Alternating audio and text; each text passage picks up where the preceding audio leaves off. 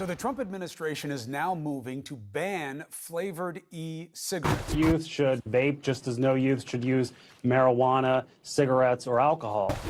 Just to be clear, youth utilization of e-cigarettes, these are nicotine delivery devices. Vaping has become a very big business, as I understand it. Vaping is better than smoking.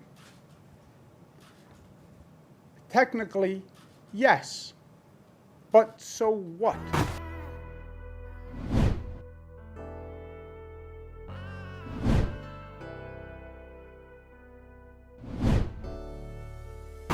So it's official. New York and Michigan just banned flavored e-cigarettes in the United States. Yesterday, New York Governor Andrew Cuomo announced a ban on all flavored e-cigarettes other than tobacco and menthol. Today, Michigan will become the first state in the nation to ban flavored e-cigarettes and vaping products. This is too important. I've got teenagers at home. I was talking with them last night about, the prevalence of vaping in their schools, and it's everywhere. And yep, that's Gretchen Whitmer. I wonder how kids feel about the water in Flint, Gretchen. With people like this running the show, sorry Michigan, you got some bad luck. And let's not forget Mr. So What. But so what? Smoking is terrible. It's virtually a high-risk potential death situation. Well, vaping is better than that. Yes. But again, that is not saying much. In 1998, a deal was struck with the largest big tobacco companies in 46 states in what's now known as the Master Settlement Agreement, or the MSA. Wait, what's the MSA? This agreement states that big tobacco companies would make yearly payments in exchange for these states dropping lawsuits against them for smoking-related deaths or expenses. And the amount of money big tobacco pays to the state is directly dependent on how much money they make. It's kind of interesting, isn't it? So let's get into this ban. What problem exactly is the states trying to solve? Is it... We can't have our youth be so affected. Or is it... But people are dying with vaping. Those two things, they're not the same. So at this point, it's pretty conclusive. We know the deaths and illnesses are closely linked to black market illegal THC pods that contain vitamin E acetate. As for the youth, yes, that is a concern.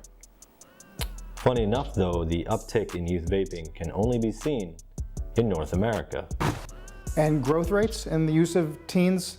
And they are static, they're stable. Fascinating, because in the States we see numbers that suggest 70%, 100%, forecasts for 40% from here on. I think the confusion is when you're looking at use, we look at the number of young people who use them regularly on a weekly basis. If you look at the number of young people who've ever used an e-cigarette or have tried a cigarette or tried an e-cigarette, then those numbers are huge. I mean, we know young people will try things, especially if their friends have tried them.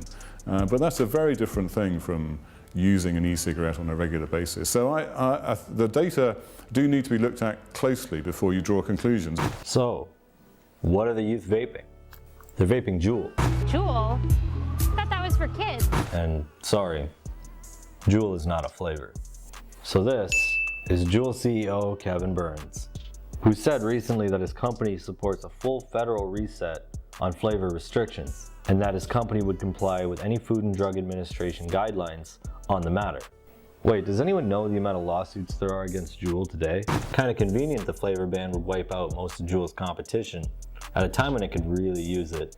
Hey, check this out. Over the past few months, Juul brought on Vice President Mike Pence's Director of Media Affairs, Rebecca Propp, to be their communications director. And they also brought on a former White House aide, Johnny DeStefano, to be an outside consultant. And they joined Josh Raffel, a former White House spokesman who worked pretty close with Jared Kushner and Ivanka Trump, and now he's a Juul spokesman. Huh. So wait a second. With Altria owning such a large share of Juul, would they qualify under the MSA? You remember that part about the 46 states not being allowed to have any lawsuits against big tobacco companies? A bit on the nose, I know.